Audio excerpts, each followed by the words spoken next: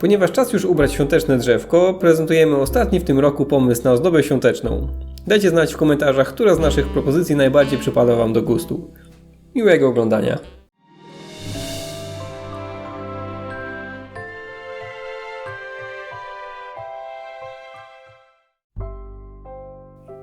Będą nam potrzebne deska, piła i papier ścierny, gorący klej, coś do wiercenia i coś do ozdoby. Farby akrylowe, wstążki, koraliki, drucik. Jak zwykle przyda się też ołówek, linijka, nożyczki i gąbka.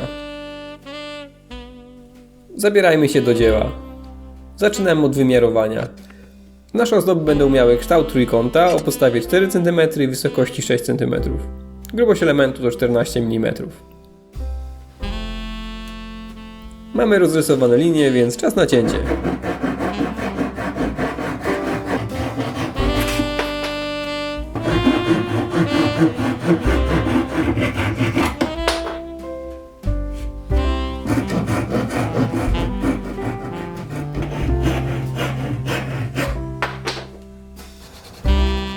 Przycięte elementy szlifujemy.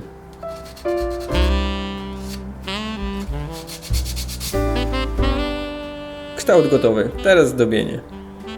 Tutaj panuje pełna dowolność. My rozpoczynamy od pomalowania elementów białym podkładem akrylowym.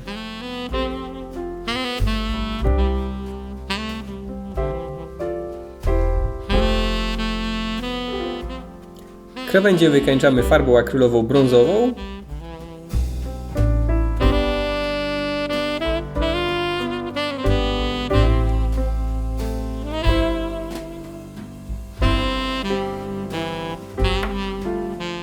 Oraz miedzianą. Mała ciekawostka. Do dekoracji użyliśmy m.in. drutu z kabla telewizyjnego. Ma bardzo ciekawy splot. Nawiercamy w kształtkach otwory, które okryją końcówki drucika lub wstążki oraz posłużą jako otwór na zawieszkę. Jeszcze pozostało dodać dekorację. Tutaj panuje pełna dowolność. Na pewno przydadzą się gorący klej, wstążki, koraliki, dżety, nawet cekiny. Dajcie się ponieść.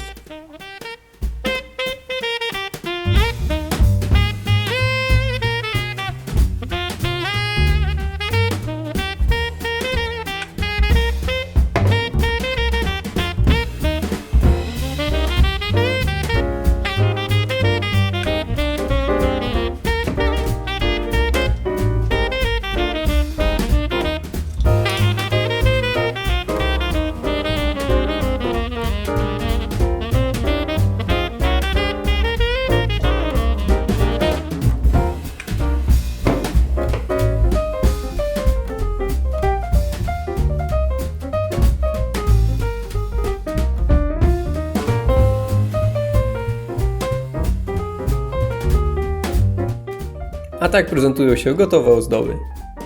Mam nadzieję, że bawiliście się tak samo dobrze jak my, przygotowując swoje ozdoby choinkowe. Życzymy Wam wesołych świąt.